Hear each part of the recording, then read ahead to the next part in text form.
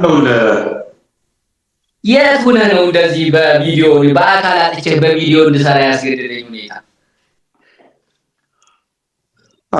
እኔ ጫፍ ነው ያለሁት፣ እናንተ ከተማ መሀል ናችሁ ያላችሁት። የስራ ሁኔታ አለና ስራ ደግሞ 11 ተኩል ምናምን ነው የምወጣው። ስለዚህ ይሄኛው የተሻለ አማራጭ ስለሆነ ነው። አይ በጣም ይገርማል። ስላገኘው በጣም ደስ ብሎኛል። ይሁን ስራ ጥሩ ነው።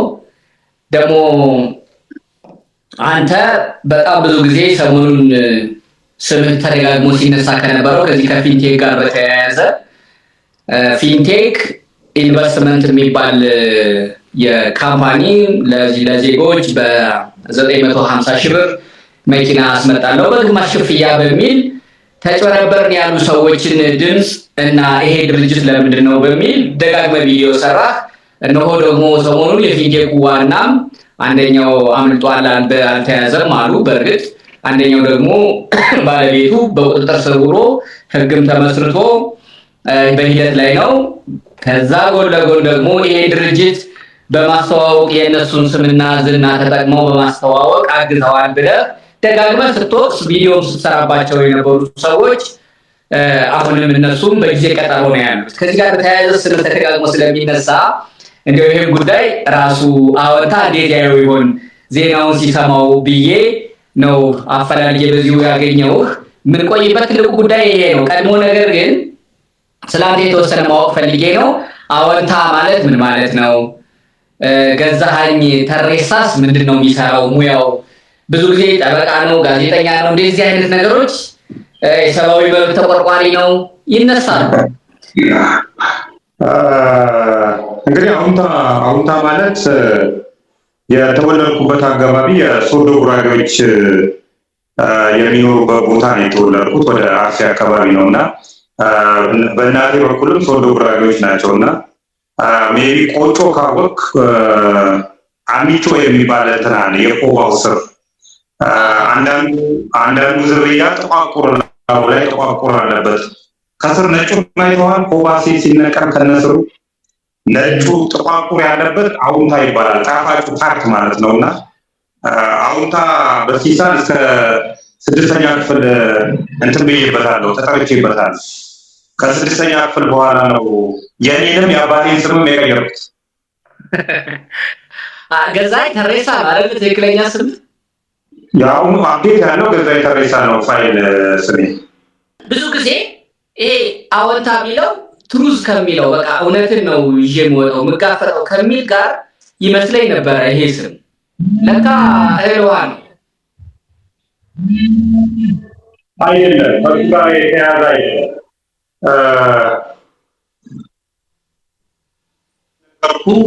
አንዳንዶቹ አውታ ፖዚቲቭ ምናምን በሚል እንትን ይሉታል። ኤኒዌይ ግን እንደሱ ሳይሆን አውታ ማለት የኮባ ስር ነው። የኮባ ስር አሚቹ ማለት ነው አውታ ማለት። በዚህ ታይል ይሄ ነው ሞዴው ነው እና ፖዚቲቭ ቲንከር ምናምን የሚለው አውታ የሚለው ጋር አይደለም እና ይሄኛው ይያል ሌላኛው ስምህ ነው። እሺ አብሮ አደግ። እሺ ከዚህ ኢትዮጵያውያን ታዋቂ ሰዎችን በተመለከተ ከሰራቸው እንዲያውም ደግሞ ሰሞኑን አንድ ቪዲዮ ከዚህ ከስካይላይት ሆቴል ከድምፃዊ ቴዲ አፍሮ ጋር በተያያዘ ሰርተህ አረ ምንድነው በምልክቶቻችን በዋርካዎቻችን የሚሉ መነሻና ሰሞኑን መነጋገሪያ ከሆኑ ጉዳዮች ወደ ዋናው ከመምጣታችን በፊት ስላንተ የተወሰነ ማወቅ ፈልጋለሁ ብዬ አንስቼ ነበረ። በሙያ ደረጃ አንተ እንዲህ አይነት ጉዳዮችን በመስራት እከሌ በዚህ መንገድ እንዲህ ዜጎችን እንዲህ አድርጎ ከሚለው የማህበራዊ ሚዲያው ንቁ ተሳትፎ ለዛውም በትግል ለዛውም በቆራጥነት ያለ ፍርሃት በድፍረት ከመምጣትህ በፊት ይሄን ከመንገር በፊት ሙያ ምንድነው? ግን ባለሙ ጠበቃ ነህ? የሙያ ስላት ተወሰነ ማወቅ ፈልገን ነው። እኔ ለረጅም ጊዜ የሰራሁት በፐርፎርማንስ ኦዲተር ነው። ፐርፎርማንስ ኦዲተር ላይ ረጅም ጊዜ ሰርቻለሁ። ኦዲቲንግ ላይ አራውንድ 2002 ጀምሬ እስካሁን 2018 አራውንድ ስንት ነው የሚሆነው? 2003 15 ዓመት ገደማ በፋይናንስ እና በፐርፎርመንስ ኦዲተርነት ለ13 መስሪያ ቤቶች አካባቢ አገልግያለሁ። ይሄ ነው ስራዬ። አሁንም እየሰራሁበት ያለው ኦዲቲንግ ነው። ኦዲቲንግ ባለሙያ ነው። የትምህርት አካዳሚ ባክግራውንድስ? እንግዲህ 2002 ነው ከሐዋሳ ዩኒቨርሲቲ በባችለር ዲግሪ የተመረኩት። ከዛ በኋላ እንትን ያልኩባቸው ኮርሶች አሉ። የፐርፎርመንስ እና የፐርፎርመንስን 2 ጊዜ እንትን ወስጄዋለሁ። ባችለር ዲግሪ በሚለው ያያዝልኝ። ምን አጥንተህ ማለት ነው? አካውንቲንግ ኤንድ ፋይናንስ። አካውንቲንግ ኤንድ ፋይናንስ። እሺ፣ በጣም አመሰግናለሁ። ለምንድን ነው ግን እንዲህ አይነት ያለ ፍርሃት በድፍረት ሰዎች እንግዲህ ጥያቄዎች እግረኛው ላይ እንደዚህ አይነት ጥያቄዎችን በጣም በተቃውሞ በድንጋጤ እንዴት እንዲህ ይላል የሚሉ የሚናደዱ የሚያዝኑ ይኖራሉ። አንድም ሁለትም ቪዲዮ ስትሰራባቸው በእነሱ ቦታው ላይ ቢኖሩ የሚሰማቸው አይነት ስሜት የተወሰነ አነሳለሁ። በአንተ ብትለኝን በለኝ። የጥያቄና መልስ ፕሮግራማችን ትንሽ ጉዳዮችን ለማጥራት ስለሚሆን ምናልባት መጠያቄ እንደው ምን ነው ወደ ላይ ያለ አይነት ሀሳብ እንዳታመጣብኝ። ጥያቄ ጉዳዩን ለማጥራት እስከሆነ ድረስ አነሳለሁ እና የጥያቄና መልስ መልክም ይኖረዋል። እሰይ፣ አመሰግናለሁ። ለምንድን ነው እንዲህ አይነት ስራ ውስጥ ስትገባ ፍርሃት የሌለ ደግሞ ድፍረትስ የበዛብህ? ምን ተመክተህ ነው? ምንስ ነው? እስካሁን የመጣብህ የተፈጠረብህ ነገር የለም ወይ? ብዙዎቻችን ብንለው ኧረ ብንናገረው እናውቃለን ብለን ምን ተወውን ጉዳይ አንተ ደግሞ የመጣው ይምጣ ነው። ብዙ ጊዜ የምትሰራቸው ስራዎች ደግሞ የተናገርካቸው የሰራህባቸው ሰዎች በአብዛኛው ሲታሰሩ አያለው እና ምንድን ነው ይሄን የመስራት ምንጭህ? የድፍረት የኮንፊደንስ መነሻ ምንድን ነው? አወንታ አመሰግናለሁ። በመጀመሪያ ደረጃ የሰራሁባቸው መስሪያ ቤቶች ከዚህ በፊት የሰራሁባቸው መስሪያ ቤቶች ሌብነትን ለኢትዮጵያ ያለማመዱና ከውጭ ሀገር ያስመጡ ጭምሮች ናቸው። በድፍረት ነው የምናገረው። የሰራሁባቸው መስሪያ ቤቶች እንደነ ኢኮስኮ የሚባለው መስሪያ ቤት ነው። የኢትዮጵያ ንግድ ስራዎች ድርጅት ነው። እንደዚህ ሌብነትን ለኢትዮጵያ አምጥተው ያከፋፈሉ መንገዶች ኮንስትራክሽን ኮርፖሬሽን የሚባለው መስሪያ ቤት በማስረጃ ማስረዳይልን ሌብነትን ከውጭ ሀገር ያስመጣና ያከፋፈል ተንከባክቦ ያሳደገው የኢትዮጵያ ኮንስትራክሽን ስራዎች ኮርፖሬሽን እና የኢትዮጵያ መንገዶች ባለስልጣን ነው ብዬ አስባለሁ። እነዚህ መስሪያ ቤቶች በህይወት አጋጣሚ ሰርቼባቸዋለሁ እና በሰራሁባቸው ቦታዎች ላይ ብዙ አሳፋሪ ከሰው አይምሮ ውጭ የሆኑ ድርጊቶች ሲከናወኑ አይቻለሁ። ይህንን ግን በመሸሽ ነበር ያሳለፍኩት። ብዙ ጊዜ በመሸሽ ነበር ያሳለፍኩት። ሽሸሻቸው ግን እየተከተሉኝ ሲመጡ ከሀገር እስከ መውጣት ድረስ የደረሰ መሸሽ ላይ ተደረሰ። ወይም ተደብቀው አይሰርቁም ወይም ደግሞ እኛ እንዳናያረጉ ለምን አያችሁም ብለው ከሀገር አባረሩ። ከሀገር ተመልሰን ስንመጣም ሰዎቹ ማባረራቸውን አላቆሙም። ስለዚህ ፊት ለፊት ተጋፈጥኳቸው። ፊት ለፊት ስጋፈጣቸው ሪዛልቱ የተሻለው መሮጥ ጀመሩ እነሱ። ስለዚህ እኔ ከኋላ እየተከተልኳቸውን ያለፉት ይሄኛው ቤስት መንገድ ሆነ። ትክክለኛውም አካሄድ ይሄኛው ስለሆነ እነሱ ናቸው ከሀገር መውጣት የነበረባቸው። እኔ ወደ ሀገር ወደ ድንበሬ ተመልሻለሁ። እነሱ ደግሞ ውጫቸውን ቀጥለዋል። በዚህ ምክንያት ነው ቢኮዝ ይሄ የኔ ሀገር ነው። እነሱ እሽኮሎት የሚሉበት ምንም ምክንያት የለም። እንደ አጋጣሚ አንድ ምሳሌ ልንገርህ እና አዲሱ ገበያ ታክሲ መያዣውን ካየኸው እዛ ጋር ታክሲ ይዤ ተሰልፌያለሁ እና የሆነ ሰው መኪና ይዞ ከሩቅ ይጠራኛል። የክላስ ፒፒፒፒ እያደረገ ማለት ነው። ሰዎች የተሰለፉ ሰዎች አንተን ነው የሚጠራው ምናምን አሉኝና ሳየው የማውቀው ሰው ነው እና ሄዱ። ሊሸኘ ይመስሉኛል። አጠገቡ ስደርስ ግን አንተ ሰገጥ የሆነ ላቀባብል ስል እምቢ አልከኝ፣ አሁን በእግር ትፋትናለህ አይደል አለኝ። ይሄ ሰው እንግዲህ ከጀርባው ትልቅ ከሌቦች ጋር ደላልነት ሲሰራ የነበረ ሰው ነው። ስለዚህ በሀገሬ ላይ ቢያንስ በእግሬ እንዲሄድ እንኳን አልፈቀደልኝም። እነዚህና እንደዚህ የመሳሰሉ ጫናዎች እነዚህ ሰዎች ፊት ለፊት መታገል ስላለብኝ ፊት ለፊት መጣሁባቸው። እያሸነፍኳቸው ነው። እነሱ እየሮጡ ነው እስካሁን ድረስ እየተከተልኳቸው ነው ያሉት። በተረፈ ከጀርባ ማን አለና የሚለው ከጀርባ ያለው ሀቅ ነው። እነዚህ ልጆች ናቸው የገፉኝ የመጡት። ከኋላ ያሉ ሰዎች ኢንፎርሜሽን የሚፈልጉ ሰዎች አሉ። ኢንፎርሜሽን የሚፈልጉ ሰዎች፣ ማስረጃ የሚፈልጉ ሰዎች እኔ ጋር አሉ። ስለዚህ ለእነዚህ ማስረጃ የሚፈልጉ ሰዎች ከጀርባ ሳይሆን ከጎን ያሉ ማለት ይቻላል። ሪሌሽንሽፓችንም ማስረጃ በመስጠት የተለያዩ የወንጀል ድርጊቶችን በማስረዳት በማጋለጥ ሂደት ላይ የተመሰረተ ነው። በተጨማሪ ከዚህ የዘለለ ምንም አይነት ግንኙነት የለንም። ገለጽ አድርጋት፣ ዘርዘር አድርጋት ይችኛዋል። ለምሳሌ ያህል የፊንቴክን ብቻ ብናየው ከፌዴራል ፖሊስ ጋር የሚሰራ ነው። ከፌዴራል ፖሊስ ከቂርቆስ ክፍለ ከተማ ፖሊስ እና ከተለያዩ የአዲስ አበባ ፖሊስ አካላት ጋር የሰራው በተለይ ከቂርቆስ ክፍለ ከተማ እና ከፌዴራል ፖሊስ ጋር የሰራ ነው ስራው። ሪሌሽንሽፓችን እንደ ማንኛቸውም ዜጋ በመጠቆም እና ማስረጃ በመስጠት መረጃ በመስጠት ሂደት ውስጥ ይሄ ነው ሪሌሽንሽፓችን ያለው ሪሌሽንሽፕ።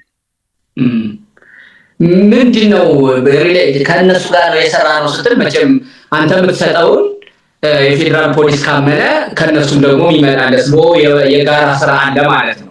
እንግዲህ የለብኝም የጸጥታ ተቋማት ከህዝቡ ጋር መስራታቸው እንዲያውም መነጽራችን አይናችን እንዲህ ይባላሉ። የጥቆማ መስመሮችን በዚህ ጥቆማ ስሩ፣ ወንጀል ሲፈጸም ለጸጥታ አካላት ጠቁሙ ይላሉ። በዛ መንገድ መስራቱ ግድ የለም ጥሩም ነው። ዜጋና ጸጥታ ተቋማት አብረው መስራታቸው ሰላምን ያሰፍን ይሆናል። ችግር የለብኝም በዚህ ጉዳይ። አብረን ስንሰራ ስትል ደግሞ አንተ በተለየ በሚመስል መልኩ በየትኛው መዋቅር እየተገናኛችሁ ነው? አብረን ነው የምንሰራው ማለት እንደ አንድ ተራ ዜጋ አይመስልም። በዛ መዋቅር ውስጥ ያለህ እስኪመስል ድረስ ነው ገለጻህ ብዬ ነው አረዳዴ። በኋላ ላይ መጠየቅ ስለማይቀር ከአሁኑ እያብራራው ልሄድና የፊንቴክ ጉዳይ ካበሰልኩት በኋላ ሚዲያ ላይ እንዲቀር አልፈለኩም። ሚዲያ ላይ እንዲቀር ስላልፈለኩ በአፕሊኬሽን ወደ ፌዴራል ፖሊስ እኔን የጠቆምኩት የፊንቴክን ጉዳይ ማለት ነው። አስጠቁማቸው አድራሻ ሄድ ነው አሉ። በጊዜው የነበርኩት አራዳ ክፍለ ከተማ ስለነበረ ወደ አራዳ ክፍለ ከተማ ተመራ ያ ኬዝ ማለት ነው። የአራዳ ክፍለ ከተማ ወደ እኔ ደወለና የት ነው ወንጀሉ የተፈጸመው ሲለኝ ቦሌ መስለኝ ነበር ያ የፊንቴክ ቢሮ። ለካ እሱ ያለው ጨርቆስ ነው። ቦሌ ነው ስላቸው እነሱ ደግሞ እንደገና ወደ ፌዴራል መለሱትና ወደ ቦሌ ተመራ። ቦሌ ክፍለ ከተማ እንደገና መልሶ ጨርቆስ ላይ መራው ማለት ነው። ጨርቆስ ላይ ወንጀሉ የተፈጸመው ጨርቆስ ላይ ነው። ጨርቆስ ኦልሬዲ ያለኝን ማስረጃዎች ሰጠዋቸውና ኦልሬዲ ፕሮሰሱን ጀመሩት ማለት ነው። በማስረጃ በማቀበል ደረጃ ማለት ነው። ከዛም ጨርቆሶች አንዳንድ የዲሲፕሊን ጉድለቶች አየሁባቸው። የዲሲፕሊን ጉድለቶች ሳይባቸው ለምሳሌ ያህል ለመጥቀስ ያህል ከፊንቴክ ኢንቨስትመንት ላይ 4 መኪኖች ጠፍተው ነበር። አንድ ጊዜ ታስታውስ እንደሆነ ያን ጊዜ የአዲስ አበባ ከተማ ፖሊስ እንትን አውጥቶ ነበር መኪኖቹ ስለመጥፋታቸው። ያን ጊዜ የፊንቴክን ባለቤት የድርጅቱ ባለቤት በሚል ነው የዘለለው። ለምን ይሄን ዘለለ የሚል ጥያቄ ነበረብኝ። ምክንያቱም ፊንቴክ ኢንቨስትመንት የዳንኤል ዮሐንስና ግርማይ ገብረ ሚካኤል ከሆነ ህዝቡን ይነቃል። ስለዚህ እንደዚህ ብሎ የድርጅቱ ባለቤት ብሎ ብቻ በማለፉ ምክንያት እኔ ጥርጣሬ ገባኝና ከቂርቆስ ክፍለ ከተማ ጋር ያለኝን ሪሌሽንሺፕ ኦልሬዲ አቋረጥኩት ማለት ነው። ሳቋርጠው በመሀል የፌዴራል ፖሊስ ድንበር ተሻጋሪ ወንጀሎችን እየመረመረ ሳለ ሜታ ትራንዛክሽን የሚባል ድርጅት ላይ ይደርሳል። ሜታ ትራንዛክሽን የሚባለው የእርዳታ ድርጅት ነው። የእርዳታ ድርጅት ሆኖ የፊንቴክ ሽያጮች በባይናንስ ወደ ሜታ ትራንዛክሽን ገብቶ ያገኘዋል ፌዴራል ፖሊስ። ይሄን ጊዜ አንዳንድ ሰዎች ወደ ፌዴራል ፖሊስ መጠቆም ጀምረዋል፣ ብራችን ይመለስልን የሚል ማለት ነው። በዚህ መካከል የገዙ ሰዎች ማለት ነው። ገና ያን ጊዜ አልተሟሟቀም፣ እንደዚህ ሰጠናት የሚል ተስፋ ነበራቸው ብዙዎቹ። አንዳንዶቹ ግን ብራችን ይመለስ የሚል ወደ ፌዴራል ፖሊስ 2-3 ሰዎች ወደ ፌዴራል ፖሊስ መጥተው ነበር። በዛ ሰዓት አሁን ተበርሲሳ የተሻለ ኢንፎርሜሽን ስላለው እሱን ኮንታክት አድርጉት የሚል እንትን ይደርሳቸዋል ማለት ነው። ፌዴራል ፖሊስ እኔም ይደውልልኝና በራሴ ወጪ ሁሉ በላይ ችዬ ወደ ፌዴራል ፖሊስ ተቀላቀልኩ ማለት ነው። ያን ጊዜ ወደ ፌዴራል ፖሊስ ተቀላቀል ኮሚሽነር ብርሃኑ ይባላል ኃላፊ የነበሩት። አሁን ለምስራቅ አፍሪካ ምናምን ተስሞ ወደ ኬንያ ሄደዋል። ቃል በቃል የነገረኝ ነገር ፌዴራል ፖሊስ ላይ ተጠግተ የተለያዩ እንዳሉ አለ እንደነሱ ማንቃረብ ምናምን እንደሱ ታረኮን አቀራለሁ አስራለሁ። ይሄን ወንጀል ግን ዳር የምታደርስልኝ ከሆነ የማድረግልህን አታውቅምና ከነዚህ ክሩ አቋቋመ። የፖሊስ አለበት፣ የአቃቂ ሕግ አለበት፣ የፋይናንስ ወንጀሎች መርማሪዎች አሉበት። ብዙ ናቸው፣ 1-5 ይሆናሉ። እዛ ውስጥ እኔ ወንጀሉን በማብራራትና ማስረጃ በመስጠት ፓርቲሲፔት አደረኩ ማለት ነው።